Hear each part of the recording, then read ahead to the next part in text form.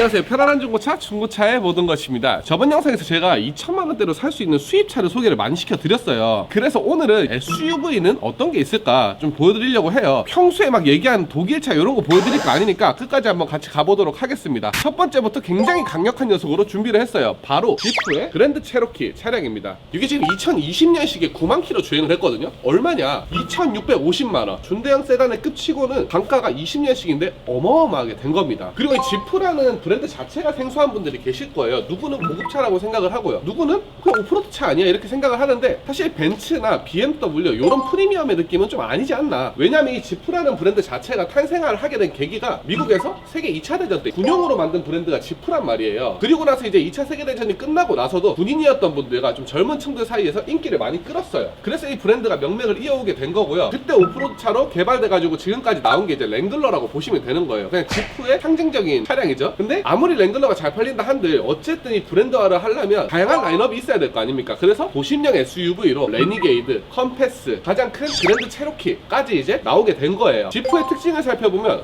나는 어디든지 돌파할 수 있는 능력이 있다, 이런 걸 좀 강조하는 브랜드인 만큼 사륜구동 시스템이 굉장히 좋기로 유명하고요. 레니게이드처럼 작은 소형 라인업에도 사륜구동을 선택을 할 수가 있습니다. 그랜드 체로키 같은 경우는 진짜 강가율이 어마어마하다고 저는 생각을 하는 게, 이게 지금 같은 급으로 우리나라 차랑 치면 GV80 정도 사이즈가 나오는 거예요. 준대형 SUV란 말이에요. 그런데 GV80 지금 얼마야? 엄청 싸도 4천만원대고 비싸면 5천만원대, 6천만원대 하잖아요. 근데 얘는 20년식이 2천만원대다. 6기통 가솔린 SUV에 무지막지한 연비랑 수리비가 걱정되지 않는다, 여유가 있다 하시는 분에게는 좋은 선택이 될 거라고 생각하는 차량입니다. 일단 외관에서 나오는 포스가 2천만원대 중에 그냥 뭐 탑티어지 않나. 이게 실내는 사실 뭐 이렇다 할 이 수입차에 뭔가가 있나? 라고 물어본다면 전혀 없다. 이거 뭐 투싼보다 별로일 수 있다 라고 생각이 드는 그런 외관을 가지고 있어요.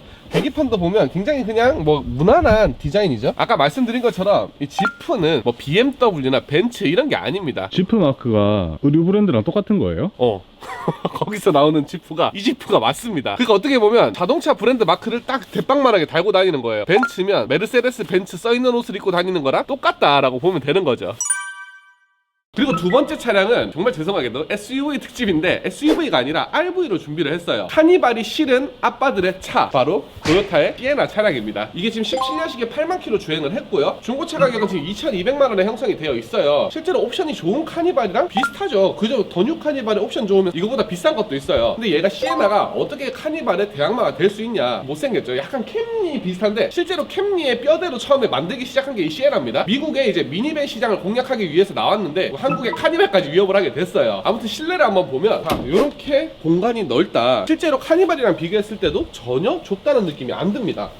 이거 보면 이런 편한 옵션들 이런 걸로 이제 공략을 하는 거죠. 그리고 컵홀더 같은 경우도 굉장히 많고 수납 공간도 굉장히 많잖아요. 실내 공간도 그냥 말만 7인승, 8인승이 아니라 3열까지도 충분히 편하게 앉을 수 있게 세팅이 되어 있습니다. 그리고 6기통 가솔린 엔진을 써요. 이 당시에 시에나가 이게 2010년에 나왔단 말이에요. 그때부터 뭐 2.7, 3.5 이런 가솔린 엔진을 썼는데, 그때 당시에 우리나라에는 R엔진이 주구장창 들어갔단 말이에요. 그래서 국내에 미니밴 가솔린을 원하시는 수요가 이 시에나로 많이 몰리다 보니까 6기통 가솔린 람다 엔진을 이제 카니발에 적용을 시켰다라는 얘기가 있습니다. 근데 실제로 그 정도로 위협적이에요. 왜냐면 람다 엔진이 내가 좋다고 항상 얘기하잖아요. 근데 얘는 더 조용하고 완성도가 높고 고장이 안 납니다. 그런데 오해하시면 안 되는 게, 이 당시에 나온 더 뉴 카니발에 비해서 시에나가 품질이 좋다고 전 느낀 거고요. 지금 나오는 신형 카니발은 제가 느끼기에는 맞먹어요. 뭐 이긴다고 얘기는 못하겠지만 그렇습니다. 하지만 옵션은 기아 카니발 짱!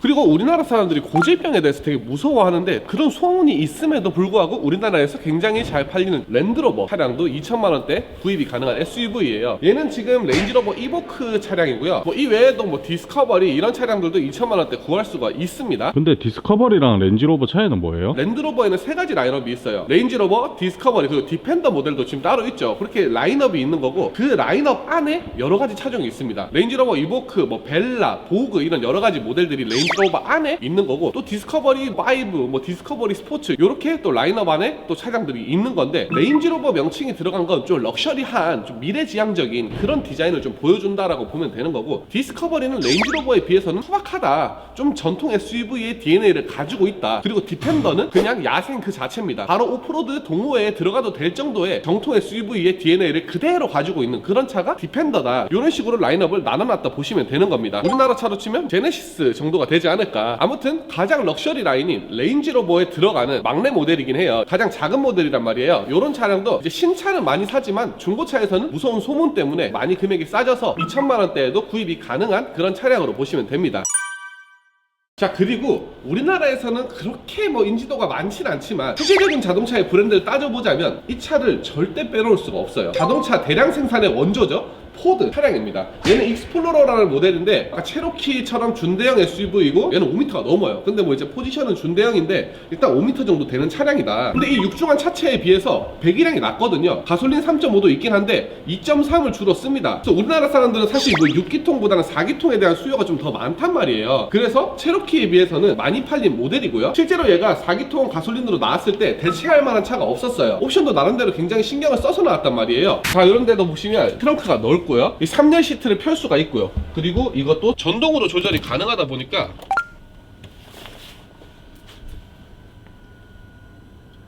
보셨죠? 거의 트랜스포머라니까? 이 당시에 우리나라 차에서는 보기 힘든 옵션들, 기능들, 그리고 가솔린 SUV가 보편화되지 않을 때 얘가 나왔단 말이에요. 그렇다 보니까 꽤나 우리나라에서도 많이 팔렸고 그래서 지금도 도로에서 많이 볼 수 있는 거예요. 근데 얘가 지금 또 단점이 단차 있잖아요. 손가락이 얇은 사람들은 들어갈 정도입니다. 이런 아우디를 보면 틈이 아예 없어요. 그러니까 아우디가 굉장히 잘 만든 거죠. 요런 약간 미국 차답게 좀 단차나 품질 문제가 좀 있어요. 심지어 고장도 잘 납니다. 그런데 수리비는 비싸요. 포드는 사실 지프처럼 엄청 고급화된 브랜드는 아니란 말이에요. 그래서 신차가도 생각보다 비싸진 않아요. 이렇게 큰 사이즈의 SUV 치고는 비싸지 않은데 수리비는 프리미엄 브랜드만큼이나 비싸기 때문에 요즘은 좀 외면을 받고 있다. 근데 중고차를 사는 분에게는 굉장히 금액이 착하다. 키로수가 좀 있는 모델들은 1000만 원 후반에도 구할 수 있는 수입 SUV입니다. 웬만한 건 다 2000만 원이 넘기는 해요.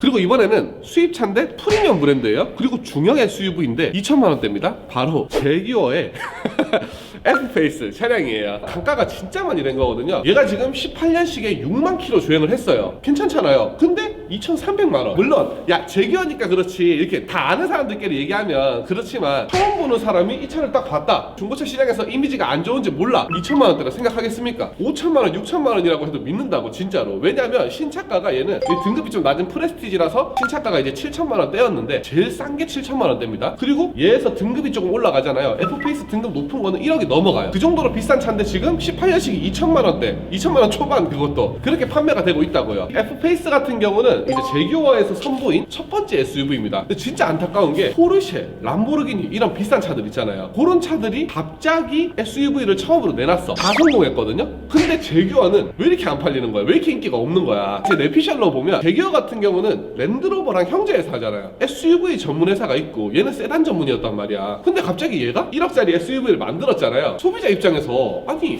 랜드로버를 사면 되는 거를 굳이 제규어를 1억 주고 SUV를 산다? 이런 생각을 해서 안 되지 않았나라는 생각이 들어요. 근데 실제로 주행 감성은 굉장히 좋고 제규어의 특성처럼 빠릿빠릿한 움직임을 보여줍니다. 제규어 F페이스 차량은 랜드로버랑은 확연하게 다른 점은 레인지로버에서는 좀 부드러운 승차감을 내주고요. 디스커버리는 약간은 와일드하면서 부드러운 느낌을 같이 준단 말이에요. 근데 얘는 그냥 와일드한 느낌이에요. 아무튼 18년식에 6만 킬로밖에 안 뛴 차가 신차가가 7천이 넘는 차가 2,300이라는 거는 제규어를 원래 내가 살려고 했다. 나는 어릴 때부터 제규어가 로망이었어. 수리비 이런 거 다 필요 없어 살 거야 하는 분에게는 굉장히 좋은 상황이라고 저는 생각을 합니다. 이걸 얘기를 안 했네. 진짜 중요한 건데 오늘 보여드린 수입차들은요 사는 거는 산타페 금액에 살 수 있는 차들이에요. 그런데 유지비는 2배, 3배 그 이상도 생각을 해야 되니까 정말 주의를 하셔야 됩니다. 오늘 한 2천만 원대 수입차를 한 대여섯 대 정도 살펴봤는데 우리한테 많이 알려지지 않았지만 내가 공부를 해보니까 각자의 역사가 있고 각자의 매력이 분명히 있었어요. 마음 같아서는 한 10대 더 찍고 싶은데 지금 굉장히 손과 입이 다 언 관계로 다음번에 이제 신기한 차 또 유익한 정보로 돌아오도록 하겠습니다. 유익한 정보 보시려면 구독 한번 해주시면 감사드리겠습니다. 감사합니다. 중고차에 보던 것이었습니다.